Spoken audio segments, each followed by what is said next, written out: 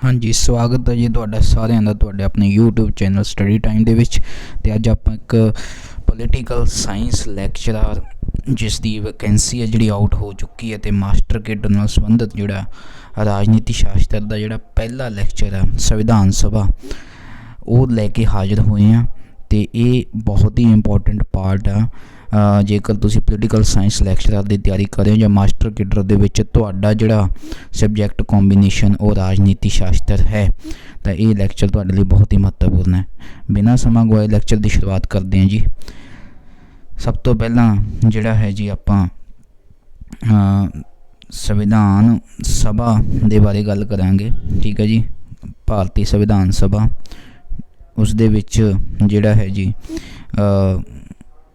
ਕਿਸ ਤਰ੍ਹਾਂ ਦੇ ਕੁਐਸਚਨ ਜਿਹੜੇ ਆ ਉਹ ਪੁੱਛੇ ਜਾ ਸਕਦੇ ਆ ਉਸ ਦੇ ਬਾਰੇ ਡਿਟੇਲ ਦੇ ਵਿੱਚ ਆਪਾਂ ਜਿਹੜਾ ਹੈ ਉਹ ਗੱਲ ਕਰਾਂਗੇ। ਤਾਂ ਇਸ ਦੀ ਸ਼ੁਰੂਆਤ ਜਿਹੜਾ ਹੈ ਆਪਾਂ ਕਰਦੇ ਹਾਂ ਜੀ। ਸਭ ਤੋਂ ਪਹਿਲਾਂ ਦੇਖੋ ਜੀ, ਸੰਵਿਧਾਨ ਸਭਾ ਦਾ ਨਿਰਮਾਣ ਉਸ ਦੇ ਬਾਰੇ ਗੱਲ ਕਰ ਲੈਂਦੇ ਹਾਂ।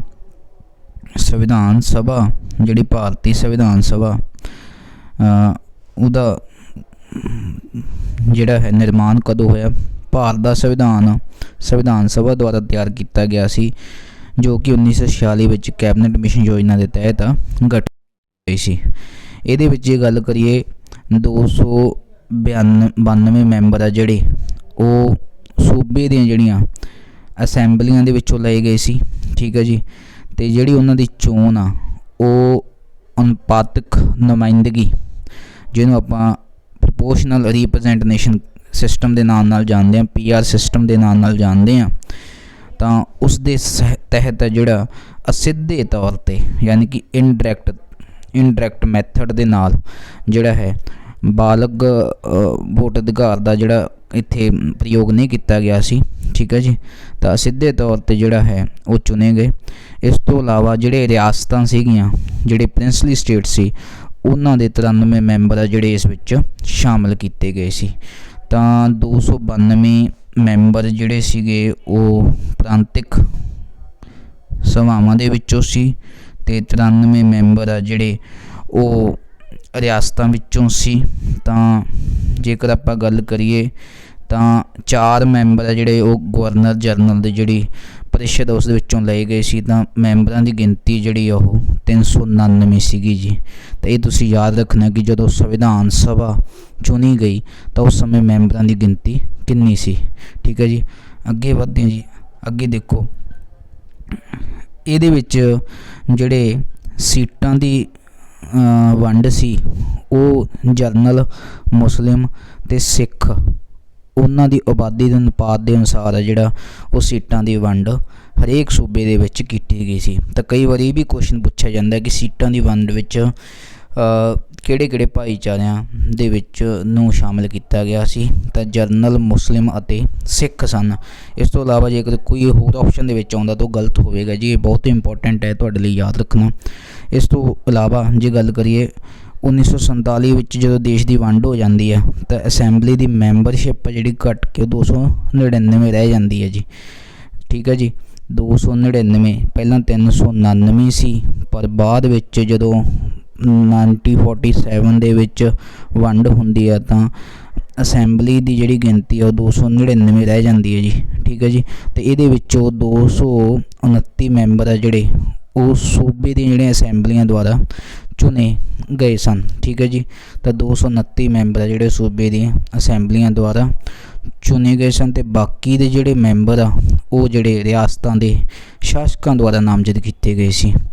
ਅਤੇ ਜ਼ਿਆਦਾਤਰ ਮੈਂਬਰ ਜਿਹੜੇ ਸੀਗੇ ਜੀ ਉਹ ਕਾਂਗਰਸ ਪਾਰਟੀ ਦੇ ਮੈਂਬਰ ਸੀ। ਜ਼ਿਆਦਾਤਰ ਮੈਂਬਰ ਜਿਹੜੇ ਹੈ ਉਹ ਕਾਂਗਰਸ ਪਾਰਟੀ ਦੇ ਮੈਂਬਰ ਸਨ। ਅਤੇ ਅਗਰ ਗੱਲ ਕਰੀਏ ਸਭ ਤੋਂ ਸੀਨੀਅਰ ਮੈਂਬਰ ਜਿਹੜੇ ਸੀ ਜੀ ਉਹ ਡਾਕਟਰ ਸਚਿਦਾਨੰਦ ਸਿਨਹਾ ਸੀਗੇ ਜੀ। ਉਹਨਾਂ ਨੂੰ ਅਸੈਂਬਲੀ ਦਾ ਜਿਹੜਾ ਅਸਥਾਈ ਪ੍ਰਧਾਨ ਚੁਣਿਆ ਗਿਆ ਸੀ ਕਿਉਂਕਿ ਅਸੈਂਬਲੀ ਦੀ ਜਿਹੜੀ ਪਹਿਲੀ ਮੀਟਿੰਗ ਆ ਉਹ 9 ਦਸੰਬਰ 1946 ਨੂੰ ਹੁੰਦੀ ਆ ਅਤੇ ਇਸ ਮੀਟਿੰਗ ਦੀ ਪ੍ਰਧਾਨਗੀ ਡਾਕਟਰ ਸਚਿਦਾਨੰਦ ਸਿਨਹਾ ਦੁਆਰਾ ਕੀਤੀ ਜਾਂਦੀ ਹੈ ਜੋ ਕਿ ਅਸੈਂਬਲੀ ਦੇ ਅਸਥਾਈ ਪ੍ਰਧਾਨ ਸੀ। ਇਸ ਤੋਂ ਇਲਾਵਾ ਜਿਹੜੇ ਵਿਧਾਨ ਸਭਾ ਦੇ ਜਿਹੜੇ ਹੈ ਪ੍ਰਧਾਨ ਜਿਹੜਾ ਮਤਲਬ ਕਿ ਸੰਵਿਧਾਨ ਸਭਾ ਦੇ ਜਿਹੜੇ ਪ੍ਰਧਾਨ ਆ, ਇੱਥੇ ਵਿਧਾਨ ਲਿਖਿਆ ਹੋਇਆ, इसनूं करैक्ट कर लिਓ। संविधान सभा ਦੇ ਜਿਹੜੇ ਪ੍ਰਧਾਨ ਆ ਉਹ ਜਿਹੜੇ ਸਥਾਈ ਪ੍ਰਧਾਨ ਉਹ ਡਾਕਟਰ ਰਜਿੰਦਰ ਪ੍ਰਸਾਦ ਨੂੰ ਜਿਹੜਾ ਹੈ ਉਹ ਚੁਣਿਆ ਗਿਆ ਸੀਗਾ ਜੀ। ਠੀਕ ਹੈ ਜੀ, ਤਾਂ ਅੱਗੇ ਵਧਦੇ ਹਾਂ ਜੀ। ਆਈ ਹੋਪ ਕਿ ਤੁਹਾਨੂੰ ਇਹ ਗੱਲ ਕਲੀਅਰ ਹੋਊਗੀ। ਨੈਕਸਟ ਦੇਖੋ ਜੀ, ਜੇਕਰ ਆਪਾਂ ਗੱਲ ਕਰੀਏ ਤਾਂ ਜਿਹੜੀ ਅਸੈਂਬਲੀ ਆ ਉਸ ਨੂੰ ਜਿਹੜਾ ਹੈ ਕਈ ਭਾਗਾਂ ਦੇ ਵਿੱਚ ਉਹਦੀ ਵੰਡ ਕੀਤੀ ਗਈ ਸੀ। ਠੀਕ ਹੈ ਜੀ, ਤੇ ਸਭ ਤੋਂ ਜਿਹੜੇ ਕਈ ਕਮੇਟੀਆਂ ਬਣੀਆਂ ਸੀ। ਸਭ ਤੋਂ ਮਹੱਤਵਪੂਰਨ ਜਿਹੜੀ ਕਮੇਟੀ ਸੀ ਉਹ ਡਰਾਫਟਿੰਗ ਕਮੇਟੀ ਸੀ। ਡਰਾਫਟਿੰਗ ਕਮੇਟੀ ਦੇ ਜਿਹੜੇ ਚੇਅਰਮੈਨ ਸੀ ਡਾਕਟਰ ਭੀਮ ਰਾਓ ਅੰਬੇਦਕਰ ਸੀਗੇ ਜੀ। ਠੀਕ ਹੈ ਜੀ, ਇਸ ਤੋਂ ਇਲਾਵਾ ਜਿਹੜਾ ਹੈ ਸੰਵਿਧਾਨ ਸਭਾ ਦੀ ਬੈਠਕ ਆ ਜਿਹੜੀ ਉਹ 2 ਸਾਲ 11 ਮਹੀਨੇ ਅਤੇ 18 ਦਿਨਾਂ ਦੀ ਮਿਆਦ ਵਿੱਚ ਫੈਲੀ ਹੋਈ ਸੀ ਅਤੇ 166 ਦਿਨਾਂ ਵਿੱਚ ਇਹ ਸਾਰੀ ਪ੍ਰੋਸੈਸ ਆ ਜਿਹੜੀ ਉਹ ਚੱਲੀ ਸੀ ਅਤੇ ਇਹਦੇ 11 ਸੈਸ਼ਨ ਆ ਜਿਹੜੇ ਹੋਏ ਸੀ। ਇਹ ਜਿਹੜੇ ਫੈਕਟ ਹੈ ਤੁਹਾਨੂੰ ਯਾਦ ਕਰਨੇ ਪੈਣਗੇ, ਇਹ ਇੰਪੋਰਟੈਂਟ ਹੈ। ਇਸ ਤੋਂ ਇਲਾਵਾ ਹੁਣ ਦੇਖਦੇ ਹਾਂ ਜੀ ਕਿ ਸੰਵਿਧਾਨ ਸਭਾ ਜਿਹੜੀ ਹੈ ਉਸ ਦੀ ਜਿਹੜੀਆਂ ਕਮੇਟੀਆਂ ਨੇ ਤਾਂ ਉਸਦੀਆਂ ਕਿਹੜੀਆਂ ਕਮੇਟੀਆਂ ਨੇ ਅਤੇ ਕਿਹੜੇ ਉਸਦੇ ਮੈਂਬਰ ਸੀ, ਤਾਂ ਇਹ ਇੰਪੋਰਟੈਂਟ ਹੋ ਜਾਂਦਾ। ਸਭ ਤੋਂ ਪਹਿਲਾਂ ਜਿਹੜੀ ਹੈ ਪ੍ਰਕਿਰਿਆ ਦੇ ਨਿਯਮ। ਠੀਕ ਹੈ ਜੀ, ਪ੍ਰਕਿਰਿਆ ਦੇ ਨਿਯਮ ਬਾਰੇ ਜਿਹੜੀ ਕਮੇਟੀ ਹੈ ਉਸ ਦੇ ਪ੍ਰਧਾਨ ਡਾਕਟਰ ਰਜਿੰਦਰ ਪ੍ਰਸਾਦ ਸੀ। ਸੰਚਾਲਨ ਕਮੇਟੀ ਦੇ ਪ੍ਰਧਾਨ ਡਾਕਟਰ ਰਜਿੰਦਰ ਪ੍ਰਸਾਦ ਸੀ। ਵਿੱਤ ਅਤੇ ਸਟਾਫ ਕਮੇਟੀ ਜਿਹੜੀ ਆ ਉਹਦੇ ਪ੍ਰਧਾਨ ਡਾਕਟਰ ਰਜਿੰਦਰ ਪ੍ਰਸਾਦ ਸਨ। ਠੀਕ ਹੈ ਜੀ, ਕ੍ਰੈਡੈਂਸ਼ੀਅਲ ਕਮੇਟੀ ਜਿਹੜੀ ਆ ਉਸ ਦੇ ਪ੍ਰਧਾਨ ਜਿਹੜੇ ਹੈ ਬੀ ਪਤਾਂਬੀ ਸੀਤਾਰਮਈਆ ਸੀਗੇ ਜੀ। ਵਪਾਰ ਕਮੇਟੀ ਦੇ ਆਦੇਸ਼ ਜਿਹੜੇ ਹੈ ਉਸ ਦੇ ਪ੍ਰਧਾਨ KM ਮੁਨਸ਼ੀ ਸੀਗੇ। ਰਾਸ਼ਟਰੀ ਝੰਡੇ ਤੇ ਜਿਹੜੀ ਅਡਹੌਕ ਕਮੇਟੀ ਬਣਾਈ ਸੀ ਉਸ ਦੇ ਪ੍ਰਧਾਨ ਡਾਕਟਰ ਰਜਿੰਦਰ ਪ੍ਰਸਾਦ ਸੀ। ਸੰਵਿਧਾਨ ਸਭਾ ਦੇ ਕਾਰਜਾਂ ਬਾਰੇ ਕਮੇਟੀ ਦੇ ਪ੍ਰਧਾਨ GV ਮਾਵਲੰਕਰ ਸੀ। ਤਾਂ ਇਹ ਸਾਰੇ ਜਿਹੜੇ ਪ੍ਰਧਾਨ ਹੈ ਅਤੇ ਕਮੇਟੀਆਂ ਦੇ ਨਾਮ ਤੁਸੀਂ ਯਾਦ ਰੱਖਣੇ ਨੇ। ਇਸ ਦੇ ਵਿੱਚੋਂ ਕਈ ਵਾਰ ਕੁਐਸਚਨ ਜਿਹੜਾ ਹੈ ਉਹ ਪੁੱਛਿਆ ਜਾਂਦਾ। ਇਸ ਤੋਂ ਇਲਾਵਾ ਜੇਕਰ ਗੱਲ ਕਰੀਏ ਸੰਵਿਧਾਨ ਸਭਾ ਦੇ ਕਾਰਜਾਂ ਬਾਰੇ ਕਮੇਟੀ ਉਹ GV ਮਾਵਲੰਕਰ ਸੀਗੇ। ਠੀਕ ਹੈ ਜੀ, ਸਟੇਟ ਕਮੇਟੀ ਦੇ ਪ੍ਰਧਾਨ ਜਵਾਹਰ ਲਾਲ ਨਹਿਰੂ ਸਨ। ਮੌਲਿਕ ਅਧਿਕਾਰਾਂ, ਘੱਟ ਗਿਣਤੀਆਂ, ਕਬਾਇਲੀ ਅਤੇ ਬਾਹਰ ਕੀਤੇ ਖੇਤਰਾਂ ਬਾਰੇ ਸਲਾਹਕਾਰ ਕਮੇਟੀ ਦੇ ਪ੍ਰਧਾਨ ਵੱਲਭ ਭਾਈ ਪਟੇਲ ਸੀਗੇ। ਘੱਟ ਗਿਣਤੀਆਂ ਦੀ ਸਬ ਕਮੇਟੀ ਦੇ ਪ੍ਰਧਾਨ HC ਮੁਖਰਜੀ ਸੀ। ਮੌਲਿਕ ਅਧਿਕਾਰਾਂ ਦੀ ਜਿਹੜੀ ਸਬ ਕਮੇਟੀ ਬਣੀ ਸੀ ਉਹਦੇ ਪ੍ਰਧਾਨ JB ਕ੍ਰਿਪਲਾਨੀ ਸੀ। ਠੀਕ ਹੈ ਜੀ, ਉੱਤਰੀ ਪੂਰਬ ਸਰਹੱਦੀ ਕਬਾਇਲੀ ਖੇਤਰ ਜਿਹੜਾ ਆਪਣਾ ਨਾਰਥ ਈਸਟ ਆ ਜਾਂਦਾ ਟਰਾਈਬਲ ਏਰੀਆ, ਅਤੇ ਅਸਾਮ ਨੂੰ ਜਿਹੜਾ ਜਿਸ 'ਚੋਂ ਬਾਹਰ ਰੱਖਿਆ ਗਿਆ ਸੀ ਅਤੇ ਅੰਸ਼ਕ ਤੌਰ 'ਤੇ ਬਾਹਰ ਰੱਖਿਆ ਗਿਆ ਸੀ। ਇਸ ਖੇਤਰ ਦੀ ਜਿਹੜੀ ਸਬ ਕਮੇਟੀ ਸੀ, ਠੀਕ ਹੈ ਜੀ, ਇਹ ਥੋੜ੍ਹਾ ਜਿਹਾ ਨਾਮ ਵੱਡਾ ਹੈ, ਇਸ ਨੂੰ ਯਾਦ ਕਰਨਾ ਹੈ। ਤਾਂ ਇਹਦੇ ਪ੍ਰਧਾਨ ਗੋਪੀਨਾਥ ਬਰਦੌਲੀ ਸੀਗੇ। ਬਾਹਰ ਕੱਢੇ ਗਏ ਐਕਸਕਲੂਡਡ ਏਰੀਆ ਜਿਹਨੂੰ ਆਪਾਂ ਕਹਿੰਦੇ ਬਾਹਰ ਕੱਢੇ ਗਏ ਅਤੇ ਅੰਸ਼ਕ ਤੌਰ ਤੇ ਬਾਹਰ ਰੱਖੇ ਗਏ ਖੇਤਰ ਅਸਾਮ ਤੋਂ ਇਲਾਵਾ ਜਿਹੜੇ ਖੇਤਰ ਸੀ ਜਿਨ੍ਹਾਂ ਨੂੰ ਬਾਹਰ ਰੱਖਿਆ ਗਿਆ ਸੀਗਾ ਉਹਨਾਂ ਦੀ ਜਿਹੜੀ ਸਬ ਕਮੇਟੀ ਸੀ ਉਸ ਦੇ ਪ੍ਰਧਾਨ AV ਠੱਕਰ ਸਨ। ਆਹ ਕਮੇਟੀ ਬਹੁਤ ਜ਼ਿਆਦਾ ਇੰਪੋਰਟੈਂਟ ਹੈ, ਕਈ ਵਾਰ ਇਸ ਤੋਂ ਕੁਐਸਚਨ ਪੁੱਛਿਆ ਜਾਂਦਾ। ਯੂਨੀਅਨ ਪਾਵਰ ਕਮੇਟੀ ਦੇ ਪ੍ਰਧਾਨ ਜਵਾਹਰ ਲਾਲ ਨਹਿਰੂ ਸਨ। ਕੇਂਦਰੀ ਸੰਵਿਧਾਨ ਕਮੇਟੀ ਦੇ ਪ੍ਰਧਾਨ ਜਵਾਹਰ ਲਾਲ ਨਹਿਰੂ ਸਨ। ਡਰਾਫਟਿੰਗ ਕਮੇਟੀ ਦੀ ਜਿਹੜੀ ਆਪਾਂ ਗੱਲ ਪਹਿਲਾਂ ਹੀ ਕਰ ਚੁੱਕੇ ਹਾਂ, ਮੋਸਟ ਇੰਪੋਰਟੈਂਟ, ਤਾਂ ਉਸ ਦੇ ਪ੍ਰਧਾਨ ਡਾਕਟਰ ਭੀਮ ਰਾਓ ਅੰਬੇਦਕਰ ਸਨ। ਉਸ ਤੋਂ ਇਲਾਵਾ ਜੇਕਰ ਗੱਲ ਕਰੀਏ ਉਦੇਸ਼ ਸੰਕਲਪ ਜਿਹਨੂੰ ਆਪਾਂ ਆਬਜੈਕਟਿਵ ਰੈਜ਼ੋਲੂਸ਼ਨ ਦੇ ਨਾਮ ਨਾਲ ਜਾਣਦੇ ਹਾਂ, ਉਹ ਜਵਾਹਰ ਲਾਲ ਨਹਿਰੂ ਦੁਆਰਾ ਜਿਹੜਾ ਹੈ 13 ਦਸੰਬਰ, ਠੀਕ ਹੈ ਜੀ, ਇੱਥੇ 13 ਦਸੰਬਰ ਕਰ ਲਿਓ, 17 ਨਹੀਂ 13 ਦਸੰਬਰ 1946 ਨੂੰ ਜਿਹੜਾ ਹੈ ਉਹ ਸੰਵਿਧਾਨ ਸਭਾ ਵਿੱਚ ਪੇਸ਼ ਕੀਤਾ ਗਿਆ। ਠੀਕ ਹੈ ਜੀ, 13 ਦਸੰਬਰ 1946 ਨੂੰ ਜਿਹੜਾ ਹੈ ਉਹ ਪੇਸ਼ ਕੀਤਾ ਗਿਆ ਸੰਵਿਧਾਨ ਸਭਾ ਦੇ ਵਿੱਚ। ਅਤੇ ਜਿਹੜਾ ਹੈ ਜੋ ਪਾਸ ਜਦੋਂ ਹੋਇਆ, ਜਿਹੜੀ ਉੱਤੇ ਸਰਬਸੰਮਤੀ ਬਣੀ ਉਹ 22 ਜਨਵਰੀ 1947 ਨੂੰ ਜਿਹੜੀ ਹੈ ਉਹ ਸਰਬਸੰਮਤੀ ਨਾਲ ਇਸ ਨੂੰ ਸੀਗਾ। ਇਹ ਦੋਨੇ ਡੇਟਾਂ ਤੁਸੀਂ ਯਾਦ ਰੱਖਣੀਆਂ। ਇੱਥੇ 17 ਦਸੰਬਰ ਨਹੀਂ ਹੈ, ਬਾਈ ਮਿਸਟੇਕ ਪ੍ਰਿੰਟਿੰਗ ਮਿਸਟੇਕ ਹੈ, ਤਾਂ 13 ਦਸੰਬਰ 1946 ਹੈ ਜੀ। ਦਸੰਬਰ 1929 ਵਿੱਚ ਜਿਹੜਾ ਕਾਂਗਰਸ ਦਾ ਜਿਹੜਾ ਲਾਹੌਰ ਸੈਸ਼ਨ ਹੋਇਆ ਸੀ, ਦਸੰਬਰ 1929 ਵਿੱਚ ਉਸ ਵਿੱਚ डिसाइड किया गया सी कि 26 जनवरी 1930 ਨੂੰ आज़ादी दिवस मनाया जाएगा। तो 26 जनवरी 1930 ਨੂੰ कांग्रेस ने की मनाया सी, आज़ादी दिवस मनाया सी। ते इसलिए 26 जनवरी ही डेट डिसाइड की गई सी, 26 जनवरी 1950, जिन्हों पहले सुतंत्रता दिवस के जश्न की याद में संविधान लागू करन का दिन निर्धारित किया गया। यानी कि 26 जनवरी 1950 ਨੂੰ ही संविधान क्यों लागू किया गया, क्योंकि 26 जनवरी 1930 ਨੂੰ ਜਿਹੜਾ है कांग्रेस ने, भारतीय कांग्रेस ने ਜਿਹੜਾ है आज़ादी दिवस के रूप में मनाया सी। ठीक है जी, तो यह गल भी तुसीं याद रखनी है। ये मता 22 जनवरी 1947 ਨੂੰ संविधान सभा द्वारा सर्वसम्मति नाल जिहड़ा पास किया गया सी। ठीक है जी, आपां उद्देश रैजोल्यूशन की, उद्देश संकल्प की गल करते हैं तो मता जिहड़ा 22 जनवरी 1947 ਨੂੰ सर्वसम्मति नाल पास किया गया सी। इन्हां उद्देशां की रोशनी विच संविधान सभा ने 26 नवंबर 1949 ਨੂੰ संविधान का बनाउण दा जिहड़ा काम आ पूरा कर लिया सी। यानी कि संविधान बन के जिहड़ा तैयार 26 नवंबर 1949 ਨੂੰ हो गया सीगा। ते 26 नवंबर ते 26 जनवरी 1950 ਨੂੰ ਜਿਹੜਾ ਇਹਨੂੰ लागू किया गया। उसी दिन तो ਜਿਹੜਾ ਭਾਰਤ ਜਿਹੜਾ है उस ਨੂੰ गणतंत्र ਜਿਹੜਾ है गणतंत्र ਦੇ ਭਾਰਤ ਨੂੰ गणतंत्र ਜਿਹੜਾ है ਕਿਹਾ ਜਾਂਦਾ है। ठीक है, गणतंत्र राज, गणतंत्र की ਹੁੰਦਾ जी, गणतंत्र उस देश ਨੂੰ ਕਿਹਾ ਜਾਂਦਾ, रिपब्लिक उस देश ਨੂੰ ਕਿਹਾ ਜਾਂਦਾ जिसका मुखी है, जोड़ा राज का मुखी है, उस देश का मुखी है जोड़ा, वो लोगों द्वारा सीधे या असीधे चोन ढंग नाल चुनिया जाता। अपने जोड़ा देश का मुखी राष्ट्रपति है, तो राष्ट्रपति जोड़ा है वो लोगों द्वारा असीधे ढंग नाल यानी कि इनडायरैक्ट मैथड नाल चुनिया जाता। राष्ट्रपति नूं जोड़ा है MLA ते MP चुनते हैं, तो MLA ते MP नूं जोड़े लोग चुनते हैं। तो इस तरह जोड़ा राष्ट्रपति है वो भारत के लोगों द्वारा असीधे ढंग नाल चुनिया जाता। इस करके भारत नूं जिहड़ा गणतंत्र कहा जाता जी। इस तो बाद हुण जिहड़ा है आपां इस दे क्वेश्चन आंसर देखांगे जी। पहला क्वेश्चन देखो, पहला क्वेश्चन की कहंदा जी, पहले क्वेश्चन का जिहड़ा है जेकर आपां गल करिए जी, एक मिनट, हाँ जी, तो जिहड़ी भारत ਦੀ संविधान सभा ਨੂੰ किस ढांचे के तहत अगे ਵਧਾਇਆ ਗਿਆ ਸੀ।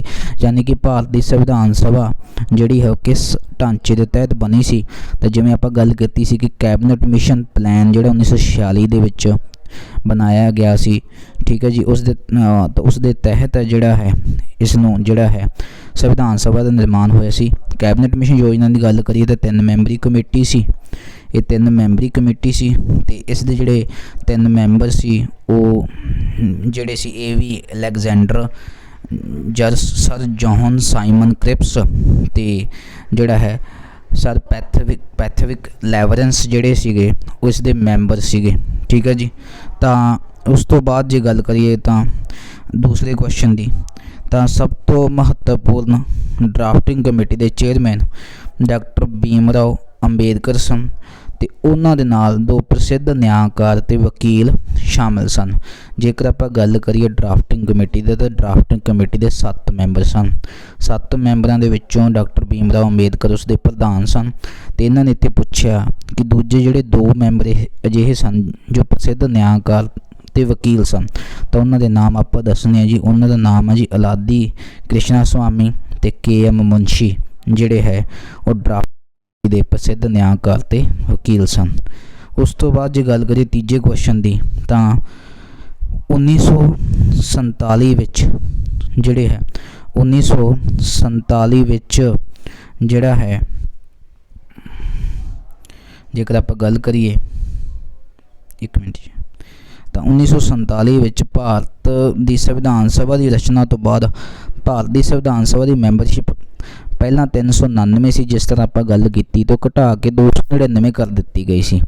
ठीक है जी, तो तुसी देखना है कि संविधान सभा विच सूबियां दे मैंबरां की कुल गिनती कितनी सी। घटाउण तो बाद सूबियां दे मैंबरां की गिनती है जिस तरह आप जिक्र किया सी कि वो जिहड़ी है सूबियां दे मैंबरां की गिनती ਜਿਹੜੀ ਹੈ ਉਹ 229 ਰਹਿ ਗਈ ਸੀ। ਤਾਂ ਸੂਬੇ ਦੇ ਮੈਂਬਰਾਂ ਦੀ ਗਿਣਤੀ ਹੈ ਜਿਹੜੀ ਉਹ 229 ਰਹਿ ਗਈ ਸੀ। ਤਾਂ ਜਿਹੜੀ ਉਸ ਤੋਂ ਬਾਅਦ ਨੈਕਸਟ ਕੁਐਸਚਨ ਦੀ ਜੇ ਗੱਲ ਕਰੀਏ ਤਾਂ ਭਾਰਤ ਦੀ ਸੰਵਿਧਾਨ ਸਭਾ ਨੇ ਹੇਠ ਲਿਖੇ ਵਿੱਚੋਂ ਕਿਸ ਦਿਨ ਪਾਸ ਕੀਤਾ ਅਤੇ ਅਪਣਾਇਆ ਗਿਆ ਸੀ। ਜੇਕਰ ਆਪਾਂ ਗੱਲ ਕਰੀਏ ਭਾਰਤੀ ਸੰਵਿਧਾਨ ਨੂੰ ਅਪਣਾਉਣ ਦੀ, ਤਾਂ ਅਪਣਾਇਆ ਗਿਆ ਸੀ 26 ਨਵੰਬਰ 1949 ਨੂੰ, ਠੀਕ ਹੈ ਜੀ। ਅਤੇ ਜੇਕਰ ਆਪਾਂ ਗੱਲ ਕਰੀਏ ਲਾਗੂ ਕਦੋਂ ਕੀਤਾ ਗਿਆ, ਤਾਂ ਲਾਗੂ ਕੀਤਾ ਗਿਆ ਸੀਗਾ 26 ਜਨਵਰੀ 1950 ਨੂੰ ਜੀ। 26 ਜਨਵਰੀ 1950 ਨੂੰ ਜਿਹੜਾ ਹੈ ਲਾਗੂ ਕੀਤਾ ਗਿਆ ਸੀਗਾ ਤੇ ਅਪਣਾਇਆ ਗਿਆ ਸੀ 26 ਨਵੰਬਰ 1949 ਨੂੰ। ਇਹ ਦੋਨੇ ਡੇਟਾਂ ਤੁਸੀਂ ਯਾਦ ਰੱਖਣੀਆਂ ਨੇ, ਇਹਨਾਂ ਵਿੱਚ ਕਨਫਿਊਜ਼ਨ ਕ੍ਰੀਏਟ ਕਰ ਸਕਦਾ ਹੈ, ਠੀਕ ਹੈ। ਤਾਂ ਤੁਸੀਂ ਜਿਹੜਾ ਹੈ ਇਸ ਨੂੰ ਚੰਗੀ ਤਰ੍ਹਾਂ ਯਾਦ ਕਰ ਲੈਣਾ ਹੈ। ਉਸ ਤੋਂ ਬਾਅਦ ਨੈਕਸਟ ਕੁਐਸਚਨ ਦੀ ਗੱਲ ਕਰੀਏ, ਭਾਰਤੀ ਸੰਵਿਧਾਨ ਦੇ ਅੰਤਰਗਤ ਫਲਸਫੇ ਨੂੰ ਆਦੇਸ਼ ਸੰਕਲਪ ਵਿੱਚ ਕਾਫੀ ਰੂਪ ਵਿੱਚ ਧਾਰਨ ਕੀਤਾ ਗਿਆ ਸੀ, ਜੋ ਕਿ ਸੰਵਿਧਾਨ ਸਭਾ ਦੇ ਪਹਿਲੇ ਸੈਸ਼ਨ ਵਿੱਚ 13 ਦਸੰਬਰ 1946 ਨੂੰ ਦੁਆਰਾ ਪੇਸ਼ ਕੀਤਾ ਗਿਆ ਸੀ। ਯਾਨੀ ਕਿ ਕਹਿਣ ਦਾ ਭਾਵ ਇਹ ਆ ਕਿ ਜਿਹੜਾ ਹੈ 13 ਦਸੰਬਰ 1946 ਨੂੰ ਜਿਹੜਾ ਉਦੇਸ਼ ਸੰਕਲਪ ਪੇਸ਼ ਕੀਤਾ ਗਿਆ ਸੀ, ਤਾਂ ਉਹ ਕਿਸ ਨੇ ਪੇਸ਼ ਕੀਤਾ ਸੀ? ਤਾਂ ਉਹ ਜੀ ਉਦੇਸ਼ ਸੰਕਲਪ ਪੇਸ਼ ਕੀਤਾ ਸੀ ਪੰਡਿਤ ਜਵਾਹਰ ਲਾਲ ਨਹਿਰੂ ਨੇ, ਠੀਕ ਹੈ ਜੀ। ਤਾਂ ਤੁਸੀਂ ਯਾਦ ਰੱਖਣਾ ਪੰਡਿਤ ਜਵਾਹਰ ਲਾਲ ਨਹਿਰੂ ਨੇ ਉਦੇਸ਼ ਸੰਕਲਪ ਜਿਹੜਾ ਉਹ ਪਾਸ ਕੀਤਾ ਸੀ। ਜੇਕਰ ਡਾਕਟਰ ਭੀਮ ਰਾਓ ਅੰਬੇਦਕਰ ਦੀ ਗੱਲ ਕਰੀਏ ਤਾਂ ਇਹ ਜਿਹੜੇ ਹੈ ਡਰਾਫਟਿੰਗ ਕਮੇਟੀ ਦੇ ਚੇਅਰਮੈਨ ਸੀ। ਡਰਾਫਟਿੰਗ ਜਿਹੜੀ ਕਮੇਟੀ ਆ ਉਹਦੇ ਚੇਅਰਮੈਨ ਸੀਗੇ ਡਾਕਟਰ ਭੀਮ ਰਾਓ ਅੰਬੇਦਕਰ, ਠੀਕ ਹੈ ਜੀ। ਤੇ ਇਹ ਤੁਸੀਂ ਯਾਦ ਰੱਖਣਾ ਹੈ। ਉਸ ਤੋਂ ਬਾਅਦ ਦੇਖੋ ਜੀ ਅਗਲਾ ਕੁਐਸਚਨ, ਭਾਰਤੀ ਸੰਵਿਧਾਨ ਦੇ ਨਿਰਮਾਤਾਵਾਂ ਨੇ ਜੁਡੀਸ਼ੀਅਲ ਰਿਵਿਊ ਅਤੇ ਪ੍ਰੈਂਬਲ ਵਰਗੇ ਦੂਜੇ ਦੇਸ਼ਾਂ ਦੇ ਸੰਵਿਧਾਨ ਦੀਆਂ ਕੁਝ ਸਭ ਤੋਂ ਵਧੀਆ ਸੰਭਵ ਅਤੇ ਸਮਾਪਤ ਕੀਤੀਆਂ ਵਿਸ਼ੇਸ਼ਤਾਵਾਂ ਨੂੰ ਸ਼ਾਮਲ ਕੀਤਾ ਹੈ। ਉਸ ਦੇਸ਼ ਦਾ ਨਾਮ ਦੱਸੋ ਜਿੱਥੋਂ ਇਸ ਨੂੰ ਸ਼ਾਮਲ ਕੀਤਾ ਗਿਆ। ਤਾਂ ਕਹਿਣ ਦਾ ਮਤਲਬ ਇਹ ਆ ਕਿ ਜਿਹੜਾ ਜੁਡੀਸ਼ੀਅਲ ਰਿਵਿਊ ਆ ਤੇ ਇਹ ਆਪਾਂ ਕਿਸ ਦੇਸ਼ ਦੇ ਸੰਵਿਧਾਨ ਤੋਂ ਲਏ ਨੇ, ਤਾਂ ਉਸ ਦਾ ਜਿਹੜਾ ਕਰੈਕਟ ਆਨਸਰ ਹੈ ਜੀ ਅਮਰੀਕਾ, ਠੀਕ ਹੈ ਜੀ। ਅਮਰੀਕਾ ਦੇ ਸੰਵਿਧਾਨ ਤੋਂ ਆਪਾਂ ਇਹ ਦੋਨੇ ਵਿਸ਼ੇਸ਼ਤਾਵਾਂ ਆਪਣੀ ਸੰਵਿਧਾਨ ਸਭਾ ਨੇ ਭਾਰਤੀ ਸੰਵਿਧਾਨ ਵਿੱਚ ਸ਼ਾਮਲ ਕੀਤੀਆਂ। ਉਸ ਤੋਂ ਬਾਅਦ ਜੇ ਗੱਲ ਕਰੀਏ ਜੀ ਤਾਂ ਉਸ ਤੋਂ ਬਾਅਦ ਦੇਖੋ ਅਗਲਾ ਕੁਐਸਚਨ, ਇਸ ਵਿੱਚ ਕੀ ਕਹਿੰਦਾ, ਇਸ ਦੇ ਵਿੱਚ ਜਿਹੜਾ ਹੈ ਉਦੇਸ਼ ਸੰਕਲਪ ਬਾਰੇ ਗੱਲ ਕੀਤੀ ਗਈ ਹੈ। ਸਭ ਤੋਂ ਪਹਿਲਾਂ ਤਾਂ ਜੇਕਰ ਆਪਾਂ ਗੱਲ ਕਰੀਏ ਕਿ ਉਦੇਸ਼ ਸੰਕਲਪ ਜਿਹੜਾ ਹੈ ਉਹ 22 ਜਨਵਰੀ 1947 ਨੂੰ ਜਿਹੜਾ ਸਰਵਸੰਮਤੀ ਨਾਲ ਅਪਣਾ ਲਿਆ ਗਿਆ ਸੀ। ਪੇਸ਼ ਕਦੋਂ ਕੀਤਾ ਗਿਆ ਸੀ? 13 ਦਸੰਬਰ 1946 ਨੂੰ ਪੇਸ਼ ਕੀਤਾ ਸੀ। ਕਿਸ ਨੇ ਪੇਸ਼ ਕੀਤਾ ਸੀ? ਜਵਾਹਰ ਲਾਲ ਨਹਿਰੂ ਨੇ ਜਿਹੜਾ ਹੈ ਪੇਸ਼ ਕੀਤਾ ਸੀ। ਜਵਾਹਰ ਲਾਲ ਨਹਿਰੂ ਨੇ ਪੇਸ਼ ਕੀਤਾ ਸੀ, ਠੀਕ ਹੈ ਜੀ। ਤੇ ਇਸ ਨੂੰ ਜਿਹੜਾ ਹੈ ਅਪਣਾਇਆ ਕਦੋਂ ਗਿਆ ਸੀ? 22 ਜਨਵਰੀ 1947 ਨੂੰ, ਠੀਕ ਹੈ ਜੀ। ਤੇ ਇਸ ਵਿੱਚ ਕਿਹੜੇ ਦੋ ਉਪਬੰਧ ਸੀ, ਯਾਨੀ ਕਿ ਕੀ ਇਸ ਦੇ ਵਿੱਚ ਸ਼ਾਮਲ ਕੀਤਾ ਗਿਆ ਸੀ? ਜੇਕਰ ਗੱਲ ਕਰੀਏ ਤਾਂ ਇਸ ਦੇ ਵਿੱਚ ਕਿਹਾ ਗਿਆ ਸੀ ਜਿਹੜੀਆਂ ਘੱਟ ਗਿਣਤੀਆਂ, ਪਛੜੇ ਅਤੇ ਕਬਾਇਲੀ ਖੇਤਰ ਆ ਅਤੇ ਦੱਬੇ ਕੁਚਲੇ ਅਤੇ ਹੋਰ ਪਛੜੇ ਵਰਗ ਆ, ਉਹਨਾਂ ਲਈ ਜਿਹੜੇ ਢੁਕਵੇਂ ਸੁਰੱਖਿਆ ਪ੍ਰਬੰਧ ਆ ਜਿਹੜੇ ਸੰਵਿਧਾਨ 'ਚ ਕੀਤੇ ਗਏ ਆ। ਜੇਕਰ ਦੂਜੀ ਗੱਲ ਕਰੀਏ ਤਾਂ ਪ੍ਰਭੂ ਸੱਤਾ ਸੰਪੰਨ ਆਜ਼ਾਦ ਭਾਰਤ ਦੀ ਸਾਰੀ ਸ਼ਕਤੀ ਅਤੇ ਅਧਿਕਾਰ ਇਸ ਦੇ ਸੰਗਠਕ ਅੰਗ ਅਤੇ ਸਰਕਾਰ ਦੇ ਅੰਗ ਲੋਕਾਂ ਤੋਂ ਲਏ ਗਏ। ਯਾਨੀ ਕਿ ਸੰਵਿਧਾਨ ਦੀ ਜਿੰਨੀ ਵੀ ਸ਼ਕਤੀ ਹੈ, ਸੰਵਿਧਾਨ ਦੀ ਅੰਤਿਮ ਸ਼ਕਤੀ ਦਾ ਸਰੋਤ ਆ ਜਿਹੜਾ ਉਹ ਲੋਕ ਨੇ, ਭਾਰਤੀ ਲੋਕ ਨੇ। ਤਾਂ ਦੋਨੇ ਹੀ ਗੱਲਾਂ ਜਿਹੜੀਆਂ ਸਹੀ ਨੇ। ਉਸ ਤੋਂ ਬਾਅਦ ਜਿਹੜਾ ਅਗਲਾ ਕੁਐਸਚਨ ਦੀ ਗੱਲ ਕਰੀਏ ਤਾਂ ਭਾਰਤ ਦੇ ਸੰਵਿਧਾਨ ਵਿੱਚ ਸੰਵਿਧਾਨਿਕ ਸੋਧ ਆ ਜਿਹੜੀ ਕਿ ਅਨੁਛੇਦ 368 ਰਾਹੀਂ ਕੀਤੀ ਜਾਂਦੀ ਹੈ। 368 ਦੇ ਵਿੱਚ ਪ੍ਰਬੰਧ ਆ ਸੰਵਿਧਾਨਿਕ ਸੋਧ ਦਾ। ਤਾਂ ਉਹ ਸੰਵਿਧਾਨਿਕ ਸੋਧ ਦੇ ਜਿਹੜੇ ਉਪਬੰਧ ਆ ਤੇ ਸੰਸਦ ਵਿੱਚ 2/3 ਬਹੁਮਤ ਨਾਲ ਜਿਹੜਾ ਉਹ ਪਾਸ ਕੀਤੀ ਜਾਂਦੀ ਆ। ਤੇ ਇੱਕ ਜਿਹੜੀ ਆਪਾਂ ਅਨੁਪਾਤਿਕ ਪ੍ਰਤੀਨਿਧਤਾ ਦੀ ਗੱਲ ਕਰੀ ਸੀ, ਪ੍ਰੋਪੋਰਸ਼ਨਲ ਰੀਪ੍ਰਜੈਂਟੇਸ਼ਨ ਸਿਸਟਮ ਦੀ ਗੱਲ ਕਰੀ ਸੀ, ਇਹ ਦੋਨੇ ਵਿਸ਼ੇਸ਼ਤਾਵਾਂ ਜਿਹੜੀਆਂ ਹੈ ਅਨੁਪਾਤਿਕ ਪ੍ਰਤੀਨਿਧਤਾ ਦੀ ਜਿਹੜੀ ਹੈ ਯੂਜ਼ ਕਿੱਥੇ ਕੀਤਾ ਜਾਂਦਾ, ਰਾਜ ਸਭਾ ਦੇ ਮੈਂਬਰਾਂ ਨੂੰ ਚੁਣਨ ਦੇ ਲਈ। ਠੀਕ ਹੈ ਜੀ।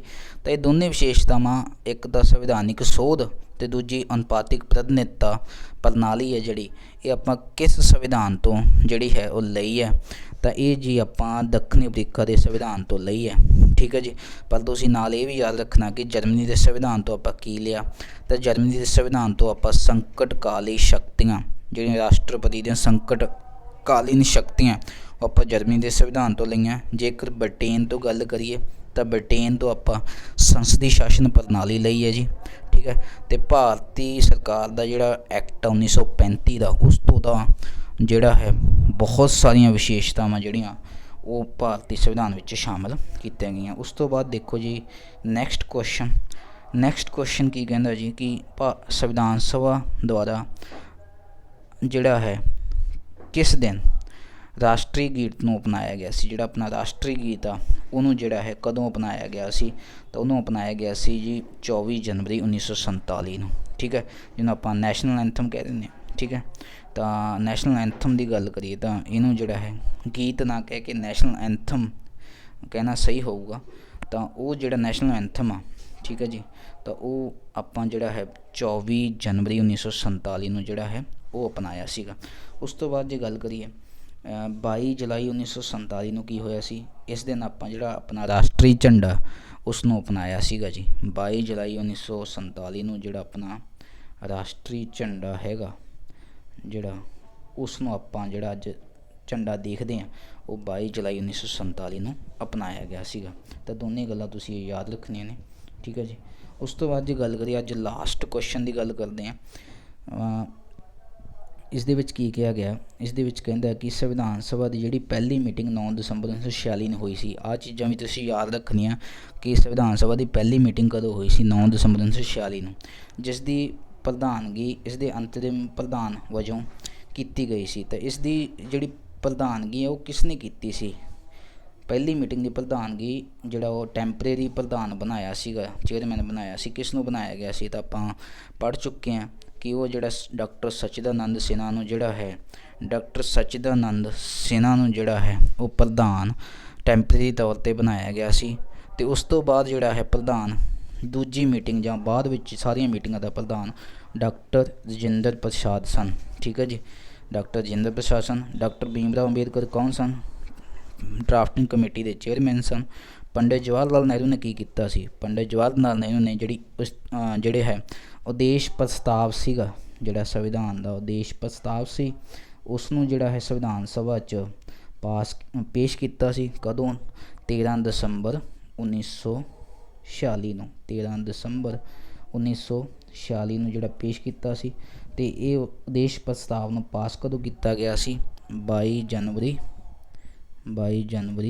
1947 ਨੂੰ ਜਿਹੜਾ ਹੈ ਇਸ ਨੂੰ ਪ੍ਰਵਾਨ ਕਰ ਲਿਆ ਗਿਆ ਸੀ।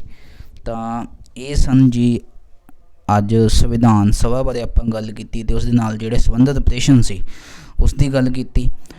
ਇਹ ਪਾਰਟ ਹਜੇ ਖ਼ਤਮ ਨਹੀਂ ਹੋਇਆ, ਇਸ ਦੇ ਨਾਲ ਦੂਜਾ ਭਾਗ ਲੈ ਕੇ ਫਿਰ ਹਾਜ਼ਰ ਹੋਵਾਂਗੇ, ਕਿਉਂਕਿ ਦੂਜੇ ਭਾਗ ਦੇ ਵਿੱਚ ਆਪਾਂ ਹੋਰ ਜਿਹੜੇ ਹੈ ਮਹੱਤਵਪੂਰਨ ਪ੍ਰਸ਼ਨ ਸੰਵਿਧਾਨ ਸਭਾ ਨਾਲ ਸੰਬੰਧਿਤ ਉਹਨਾਂ ਦੀ ਗੱਲ ਕਰਾਂਗੇ। ਤਾਂ ਜੇਕਰ ਤੁਹਾਨੂੰ ਇਹ ਵੀਡੀਓ ਅੱਛੀ ਲੱਗੀ ਹੋਵੇ ਤਾਂ ਇਸ ਨੂੰ ਸ਼ੇਅਰ ਕਰੋ, ਲਾਈਕ ਕਰੋ, ਚੈਨਲ ਨੂੰ ਸਬਸਕ੍ਰਾਈਬ ਕਰੋ, ਤਾਂ ਕਿ ਆਉਣ ਵਾਲੀ ਹਰ ਇੱਕ ਵੀਡੀਓ ਦੀ ਜਾਣਕਾਰੀ ਤੁਹਾਨੂੰ ਟਾਈਮ ਟੂ ਟਾਈਮ ਮਿਲਦੀ ਰਹੇ। ਤਾਂ ਮਿਲਦੇ ਹਾਂ ਜੀ ਨੈਕਸਟ ਕਲਾਸ ਦੇ ਵਿੱਚ। Thank you very much.